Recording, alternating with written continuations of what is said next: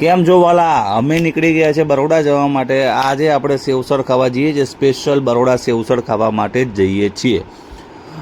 બસમાં મુસાફરી કરીએ છીએ કેમ કે મોદી સાહેબે આપણને ના પાડી છે કે દેશમાં પેટ્રોલ ઓછું છે, બસમાં મુસાફરી કરો, ટ્રેનમાં મુસાફરી કરો, એટલે નીકળી ગયા છીએ. પહોંચ્યા આપણે અમદાવાદ પહોંચી ગયા છીએ અને હવે આપણે જઈશું એક્સપ્રેસ હાઈવે પર.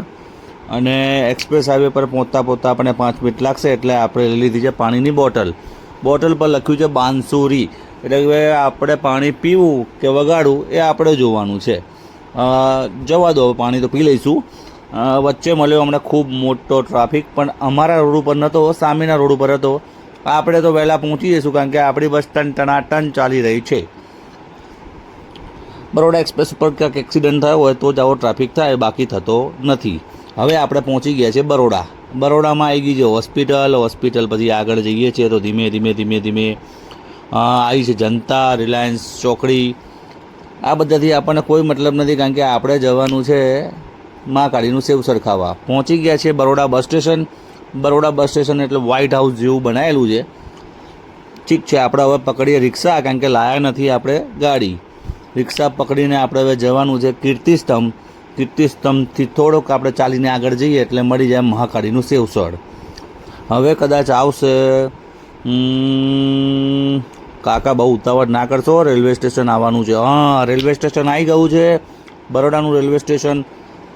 અત્યારે હાલ મેટ્રોનું કામ ચાલે છે, ત્યાં ગાડી રાષ્ટ્રધ્વજ આવી ગયો છે આપણો. જય હિન્દ. રિક્ષાવાળા કાકા ફટાફટ હવે મહાકાળીનું સેવસળ ખાવા માટે લઈ જાઓ, જેથી કરીને અમને શાંતિ થાય કારણ કે સવારનો નાસ્તો કર્યો નથી. આટલું સાંભળતા તો કાકા કે ફટાફટ પહોંચાડી દઉં, એટલે રિક્ષાની સ્પીડ વધારી દીધી કાકાએ.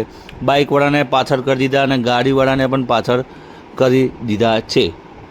હવે આવશે, રોડ ખાલી ખમ થઈ ગયો છે કારણ કે બહુ ગરમી છે. અને આપણે હવે ધીમે રહીને પહોંચી ગયા છે કીર્તિસ્તંભ. ત્યાંથી આપણે ચાલતા જઈ રહ્યા છીએ મહાકાળી સેવસળ. આપણે લીધા છે નવા બૂટ, એટલે આપણે નવા બૂટ પહેરીને જ આજે સેવસળ ખાવાનું નક્કી કર્યું છે. એટલે આપણે હેંતા જઈએ છીએ. ઓકે. અરે બાપા, અમને લાગ્યું અમે એકલા જ ખાવા માટે આવીએ છીએ, પણ એ તો ટોરા લાગેલા છે. ચાનો અમારો નંબર આવશે અને હવાનો એક તો નાસ્તો કર્યો નથી. ભૂખ્યા રહીશું. બેહો અને એક્ટિવા પર, જેથી કરીને થોડો થાક કહીએ કારણ કે બસમાં બેન થાક્યા. હા ભાઈ, વિચાર હશે કે હવે મેળ પડશે નહીં કારણ કે 2 કલાકનું વેઇટિંગ કીધું છે.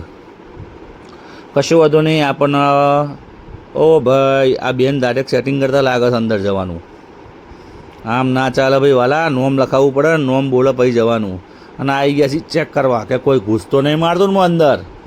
કોઈ વાંધો નહીં, આવી ગયો છે આપણો નંબર. ટેબલ આપણને મળી ગયું છે. સેવસળનો ઓર્ડર આપી દીધો છે અને સેવસળ પણ આવી ગયું છે આપણું ફેવરેટ ચક્કા જામ બન સેવસળ. અરે વાહ.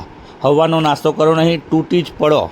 એની અંદર આપણે લીંબુ, મસાલા, ઓલી ડુંગળી કાપેલી કમ્પ્લેટ નાખીને હલાવીને મસાલો કરી નાખ્યો છે અને ચકચકાટ ખાઈ લીધું છે.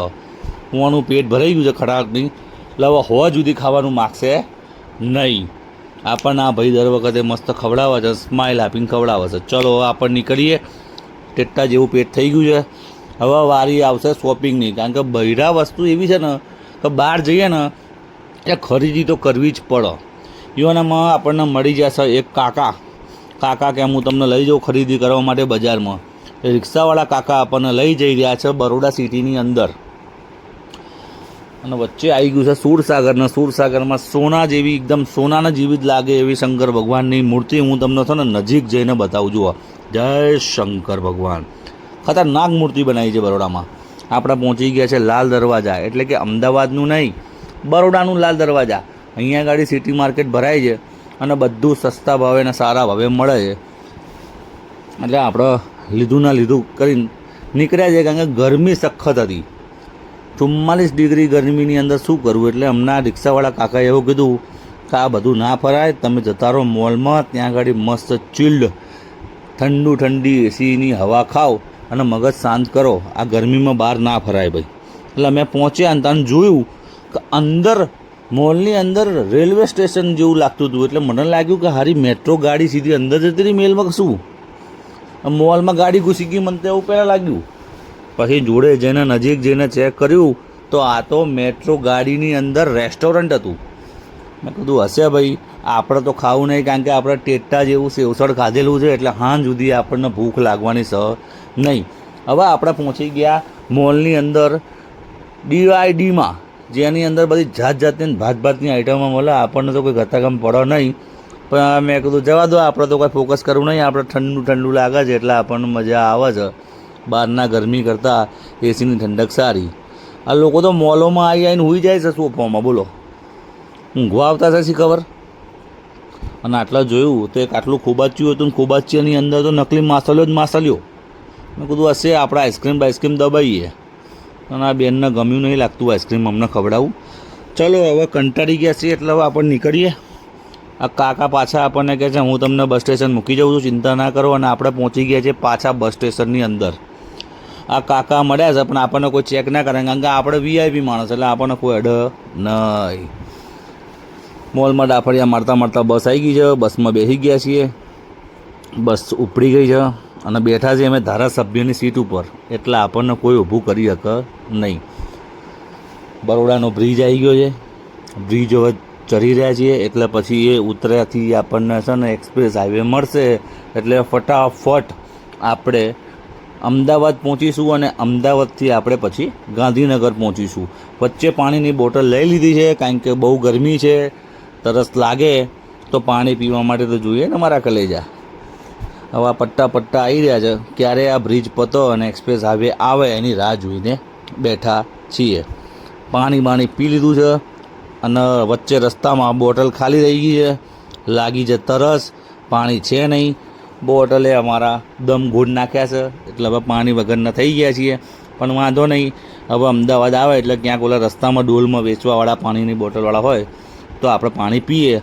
મને લાગી છે તરસ, પણ કે કોણ, કારણ કે આ એક્સપ્રેસ હાઈવે પર તો પાણી ના મળે. લાગી છે ખતરનાક તરસ, પાણીની રાહ જોઈ રહ્યા છે ક્યારે અમદાવાદ આવે. પણ અમદાવાદ આવ્યું ખરું ને જતું રહ્યું ખબર ના પડી. અને અમે પહોંચી ગયા ગાંધીનગર. ગાંધીનગરમાં કાકા આપણને બસવાળાએ ઉતારી દીધા છે. કાકાને કહી દઈએ આવજો, થેન્ક યુ, તમે અમને ઉતાર્યા, ખૂબ ખૂબ તમારો ધન્યવાદ. અને આ બસ વચ્ચે ઊભી છે પણ આપણે ક્રોસ થઈ ગયા છીએ. મને કે હેડો ને કે બસવાળો